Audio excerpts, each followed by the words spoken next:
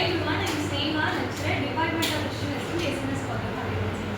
Today we are going to see about design thinking based class on digestive system in a mind map format. First we will see one by one. Before entering into the topic, let me explain what is digestive system. Digestive system is a network of organs and tissues that helps for digestion and absorption of nutrition to the body. It has four main functions. First one is ingestion, intake of food into the mouth. Next one is digestion. There are two types of digestion present. One is chemical digestion, the other one is mechanical digestion. Chemical digestion and mechanical digestion both helps to digest the food. Next is absorption. Absorption of nutrients into the blood. Last one is elimination. Removing waste product from the body, it is called elimination. So these major functions plays a major role for our nutritional support and body's growth and development. Digestive system consists gastrointestinal tract and accessory organs. In GI tract, it includes mouth, esophagus, stomach, small intestine, large intestine, rectum and anus.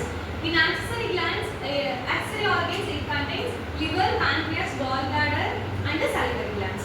We will see one by one. First, Vasant Kumar will explain the mouth. It is also known as oral cavity. It consists of teeth and salivary glands. Teeth helps to break down the food and salivary glands helps for chemical digestion in the mouth. It contains enzymes that will helps to digest the food, and mouth will form bolus which helps to swallow the food, and also salivary glands secretes two types of saliva. One is serous saliva and mucous saliva. Serous saliva contains enzymes. It is rich in enzymes, and mucous saliva helps for swallowing the food. Next is salivary glands will be explained by Sandana. There are two types of salivary glands: major salivary glands, minor salivary glands. Major salivary glands, submandibular, sublingual glands. Submandibular gland, sublingual gland and parotid gland. Parotid gland is the one of the largest gland in salivary glands. Another two are small comparing to parotid gland. These three glands produce saliva which is rich in enzymes and also help to break down the food particle.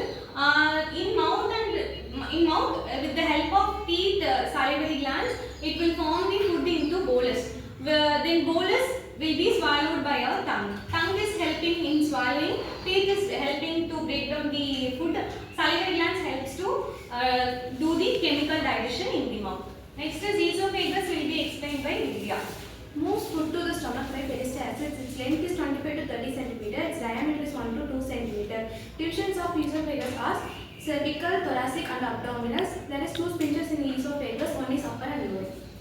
Esophagus moves food to the stomach by peristalsis. Peristalsis is a wave-like movement which is present in GI tract to help to move the food forward in the GI tract. So esophagus is like tube-like structure, also called as food pipe. It helps to move the bolus from the mouth to the stomach for chemical digestion. It also contains two types of sphincter.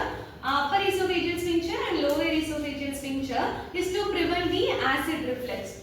Next is stomach will be explained by Monica. Stomach is a J-shaped muscular organ present in the upper abdomen, upper part of the abdomen. Functions of the stomach are secretion of gas tissues, initiation of protein digestion, and stores food temporarily. Stomach is the one of the important structure in GI tract. It helps to digest and stores food temporarily. The major chemical digestion occurs in stomach. It secretes HCl, intrinsic factor, pepsin and amylase. These enzymes, intrinsic factor and hydrochloric acid will help to digest the food and do the chemical digestion. HCl helps to kill the microorganism in the food. Intrinsic factor is to bind the vitamins, and also amylase and pepsin helps to digest and break down the food particles. In stomach, the bolus is converted into chyle. Next is small intestine will be explained by Parikesh. It is the long thin-like structure. It is the long thin tube-like structure, approximately 6.5 meter length and 2.5 to 3 centimeter diameter. Divisions of small intestine, duodenum, Jejunum and the ileum. Duodenum is the first part of small intestine. It carries chyme from the stomach into the small intestine. The middle part is jejunum and the last part is ileum. This small intestine is one of the important structure which helps to absorb the nutrition from the chyme. So, duodenum, jejunum, ileum has contain microvilli, and also this microvilli forms the villi. Villi is a microscopic structure which helps to absorb the nutrition, and it will take the nutrition from the chyme into the blood. Then in the blood it will travel throughout the body for nutrition supply. Next is small and large intestine will be explained by me. Next part is large intestine. It is divided into 5 divisions. First one is cecum, ascending colon, transverse colon, descending colon and sigmoid colon. The major function of large intestine is to absorb the water and forms the feces. Next is pancreas will be explained by Anushka.